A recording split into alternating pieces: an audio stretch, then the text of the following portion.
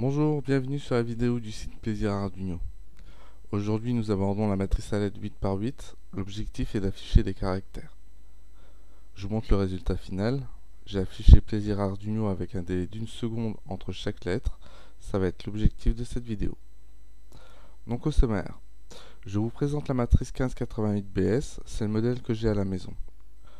Dans la première partie, je développe le principe de fonctionnement d'une matrice. J'aborde comment repérer les lignes et les colonnes de la matrice. Ensuite, je vous montre le schéma de câblage. Dans la deuxième partie, ça concerne la programmation, l'initialisation des variables, configuration du setup, allumer les premières diodes, répondre aux premières difficultés, les fonctions nécessaires pour réaliser l'affichage avec la matrice, présentation des outils de mise en place pour notamment un fichier Excel que j'ai mis en place pour vous, et on clôture par afficher des caractères. Abordons tout de suite l'étude de la matrice. Ici, je présente trois images. Celle qui nous intéresse particulièrement est en haut à droite. Elle représente la matrice et ses 16 broches, que j'ai numérotées de bas vers le haut, de 1 à 8 et de 9 à 16. Les 64 anodes et les 60 cathodes sont mélangés dans le brochage. Plus tard, dans cette vidéo, je vous apprendrai à les repérer. Avant cela, abordons le fonctionnement de la matrice. Je vous présente la condition de fonctionnement pour allumer une diode dans la matrice. C'est d'appliquer une différence de potentiel entre l'anode et la cathode qui fait parcourir un courant dans la diode, ce qui a pour effet de l'allumer. Sans rentrer dans les détails, il faut penser, est-ce qu'il y a une tension entre l'anode et la cathode dans le sens passant de la diode? Si cette condition est remplie, la diode s'allume. Je vous ai préparé trois schémas pour comprendre. Dans ce premier schéma, toutes les diodes sont allumées. Elles remplissent la condition 5 volts en ligne et 0 volts en colonne. Je fais exprès de vous parler une fois en ligne et une fois en colonne, ou en anode ou en cathode, pour montrer qu'il n'y a pas de différence. Dans ce deuxième schéma, les diodes noires ne remplissent pas les conditions de fonctionnement parce que la différence de potentiel entre les colonnes et les lignes est nulle. Dans ce troisième schéma, je vous montre comment conditionner la matrice pour afficher une seule diode. Il faut choisir la ligne qui nous intéresse en lui appliquant 5 volts et mettre toutes les autres lignes à 0 volts. Ensuite, choisir la colonne qui nous intéresse, lui appliquer 0 volts et mettre toutes les autres colonnes à 5 volts, ce qui a pour effet d'allumer la diode qui nous intéresse. Maintenant que vous comprenez le fonctionnement des diodes dans la matrice, voici une petite partie intéressante. Il vous faudra un multimètre, des fils de cuivre et deux nappes de 8 fils. L'objectif, c'est de repérer les lignes des colonnes. Si vous êtes équipé, on peut commencer. Branchez votre multimètre en mode diode. Faites des tests pour allumer une diode. Dans la matrice, cette diode sera votre repère pour la suite, car le commun est la cathode d'une des diodes de la matrice et correspondra au fil bleu de ma vidéo, où j'ai connecté mon commun à la broche 16. Si vous avez le même modèle que moi, le tour est joué, sinon respectez toutes les étapes pour identifier votre broche. Dans mon cas, j'ai branché la matrice à LED avec des nappes de 8 fils, de broche 1 à 16, de gauche à droite. Ayant repéré un commun sur la broche 16, j'y ai branché un petit fil bleu connecté au commun de mon multimètre. Avec le fil rouge de mon multimètre, je vais scanner toutes les broches de 1 à 16 pour repérer et noter les lignes des diodes qui vont s'allumer. Exemple en vidéo. À partir de maintenant, je vais noter toutes les lignes qui vont s'allumer.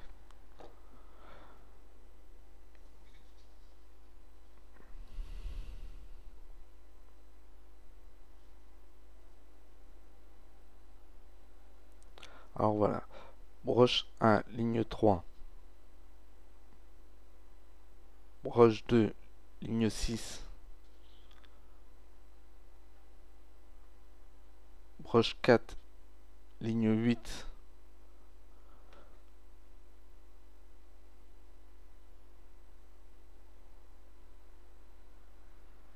broche 7, ligne 7, broche 8, ligne 5, broche 9, ligne 1,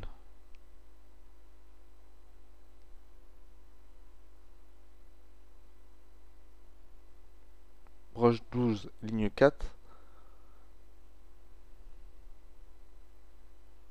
broche 14, ligne 2. Dans cette vidéo, j'ai repéré les 8 lignes et la colonne 8, car les diodes qui se sont allumées se sont toutes allumées sur la colonne 8, correspondant à ma broche 16. Selon votre diode de référence, les diodes se sont allumées toutes sur la même colonne et à des lignes qui leur correspondent. Passons au repérage des colonnes. Je sais qu'une diode s'est allumée sur la broche 1 lors de mon repérage de mes lignes et qu'elle correspond à la ligne 3. Alors je vais brancher un fil de cuivre connecté sur le fil rouge de mon multimètre. Avec le commun de mon multimètre, je scanne toutes les broches et je vais noter toutes les colonnes des diodes qui s'allument. Exemple en vidéo. Broche 3, colonne 5. Broche 5, colonne 3. Broche 6, colonne 2. Broche 10, colonne 4. Broche 11, colonne 6. Broche 13, colonne 1. Broche 15, colonne 7. Et broche 16, colonne 8. Donc nous savons maintenant où sont nos lignes et nos colonnes. On va pouvoir réaliser le schéma de câblage pour la platine Arduino pour faire notre premier programme. À présent, il est temps de faire le montage. Pour le montage, j'ai choisi de mettre une résistance série de 1 kΩ pour limiter le courant de toutes les anodes de la matrice, soit toutes les lignes. J'ai fait le choix de faire correspondre les broches 2 à 9 de la platine Arduino aux lignes de la matrice, c'est-à-dire la broche 2 connectée à la ligne 9, la broche 3 à la ligne 14, etc. Une fois le montage réalisé, il est temps de faire la programmation. C'est notre deuxième grande partie de cette vidéo. L'objectif est de développer les points suivants. Déclaration des variables tableau pour les lignes et les colonnes, configurer les sorties dans le setup, ensuite dans la fonction loop, afficher 1 point, 2 points, 3 points et se rendre compte des difficultés rencontrées. La création d'une première fonction d'affichage, allumer les points de l'afficheur, développer les fonctions nécessaires au programme, vous présenter le fichier Excel que j'ai mis à votre disposition et je termine par afficher tous les caractères. Démarrons par initialiser les variables tableau. Je déclare deux variables tableau, ligne et colonne. Celles-ci reprennent dans l'ordre le brochage de ma platine. Broche 2 pour ligne 1, broche 3 pour ligne 2, ainsi de suite. Maintenant, la configuration du setup. Dans ce setup, il y a une boucle for qui a pour objectif d'initialiser toutes les sorties. Ensuite, les deux lignes digital write ont pour objectif d'éteindre toutes les diodes de la matrice. Le setup étant déclaré, passons à notre programme dans la fonction loop. Nous allons allumer un point avec ces deux instructions. Digital write ligne 0 height, digital write colonne 0 low et téléversons. Voilà le résultat obtenu. Nous avons un point qui s'allume en haut à gauche. Ensuite, ce que je vous propose, c'est de rajouter des instructions pour afficher deux points supplémentaires sur la même ligne, ce qui nous donne ce petit bout de code. Téléversons et observons. Jusque-là, tout se passe bien. Allumons un quatrième point sur une autre ligne, la ligne 3 par exemple. Rajoutons ce petit bout de code à notre programme et regardons ce qui se passe.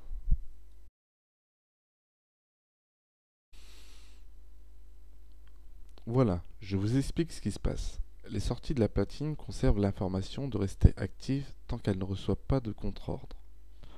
On a demandé l'activation des sorties, mais à aucun moment ces sorties reçoivent l'information de reprendre leur état initial. ce qui fait que toutes les colonnes actives restent actives, comme pour les lignes. La solution pour moi serait dans un premier temps, j'allume un point et je l'éteins immédiatement après. Ce qui nous donne ce programme. Visualisons ensemble le résultat.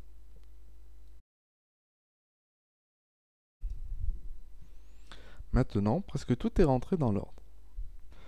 Comme je ne souhaite pas avoir à retaper inlassablement l'allumage et l'extinction de toutes mes diodes, pour cela, je vais utiliser une fonction pour le faire à ma place. Elle s'appelle afficher un point x, y. X pour les lignes, Y pour les colonnes. Je la déclare en dessous de mes variables de tableau et je vais y mettre 4 instructions qui correspondent à l'allumage de la ligne X et à l'allumage de la colonne Y et à leur extinction. Grâce à cette fonction, je peux allumer les 64 diodes de manière individuelle. Petite démonstration avec 5 points et l'utilisation de la fonction afficher un point qui réduit le nombre d'instructions dans la fonction loop à 5 lignes. En téléversant, nous obtenons le résultat escompté. À ce stade, l'objectif est presque atteint. Il est possible d'afficher une lettre. À la suite de la vidéo, l'objectif c'est d'afficher autant de caractères que je veux dans un temps donné. Pour continuer à avancer, je vais faire un retour en arrière. Comme on l'a vu au départ, allumer plusieurs diodes sur la même ligne ne pose aucun problème. Alors je vais repenser ma programmation, non pas en point par point, mais en ligne par ligne. C'est-à-dire que je vais afficher la ligne 1 à la ligne 8 de haut en bas et créer une fonction qui va éteindre la ligne en question. Pourquoi je fais cela? Pour récupérer un tout petit peu d'intensité lumineuse, car lorsqu'on a la fonction afficher un point qui allume et éteint tout de suite la diode, l'intensité lumineuse est très fortement diminuée. Ceci dit, j'ai développé des outils sur un tableur pour travailler en ligne ou en point par point, que vous retrouverez sur le site Plaisir Arduino. Avant de voir les outils, j'ai dit que j'utiliserai des fonctions.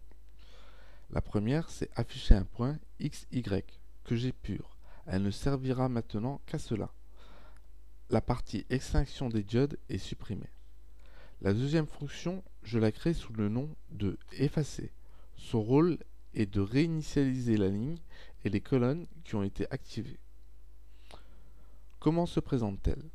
Elle intègre une boucle for qui met à l'état haut toutes les colonnes, ensuite met la ligne qui a été activée à l'état bas.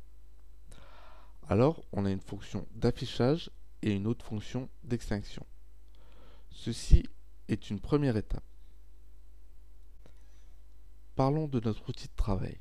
C'est un tableur qui, dans une première feuille nommée matrice, contient un tableau de 8 par 8, représentatif de la matrice. Celui-ci doit contenir seulement deux informations, 1 pour diode allumée et 0 pour diode éteinte. Une fois qu'on a choisi les diodes que l'on souhaite allumer, il faut se reporter à la feuille résultat et faire copier-coller du contenu de cette feuille dans notre fonction loop. Le tour est joué et nous avons quelque chose d'opérationnel. Essayons d'atteindre l'objectif final de cette vidéo. Je souhaite afficher la lettre A, ensuite B et la lettre C. C'est notre objectif de cette dernière étape, qui nous oblige à créer des fonctions lettres que je développe avec vous. Avec mon tableur, je vais construire la lettre A. Ensuite, je vais aller dans le résultat, faire un copier-coller de mon tableau et créer la fonction afficher A, dans lequel je mets tout le contenu de résultat de mon tableur dans la fonction. Il va falloir créer des fonctions pour les 26 lettres alphabétiques de l'alphabet. Donc, rappelez-vous que vous avez le code source de mon programme, ce qui vous permettra de ne pas avoir à tout recommencer. Commençons par mettre afficher A dans la fonction loop et voyons ce qui se passe. Donc A s'affiche bien. Maintenant on va mettre dans la fonction loop afficher A, afficher B, afficher C et regardons aussi ce qui se passe. Toutes nos lettres sont imbriquées les unes dans les autres. Ce qu'il va falloir faire, c'est créer une fonction qui, qui temporise le fait d'afficher A, d'afficher B et d'afficher C. Voilà ce que je vous propose maintenant. Cette fonction de temporisation, je l'ai appelée temps écoulé. Elle utilise une première variable globale, tempo de départ, qui est initialisée à 0. Ensuite, elle utilise une variable seconde qui permet de définir le temps d'exécution de la boucle while. Je vous laisse étudier cette fonction plus en détail, je la trouve particulièrement intéressante. Ce qui nous intéresse, c'est son utilisation dans le programme.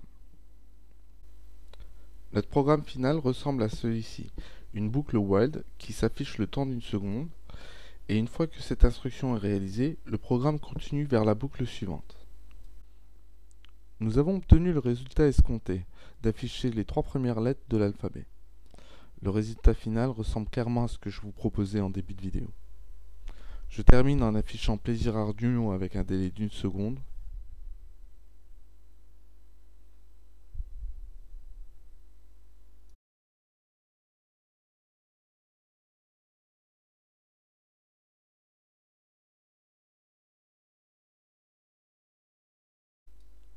Je vous rappelle que sur le site, vous avez le code complet, plus le fichier Excel et d'autres cours.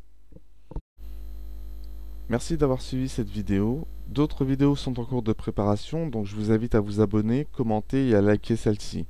Je prends en compte vos réactions pour m'améliorer et vous fournir un contenu de meilleure qualité, en vous souhaitant de vous amuser pleinement avec la platine Arduino.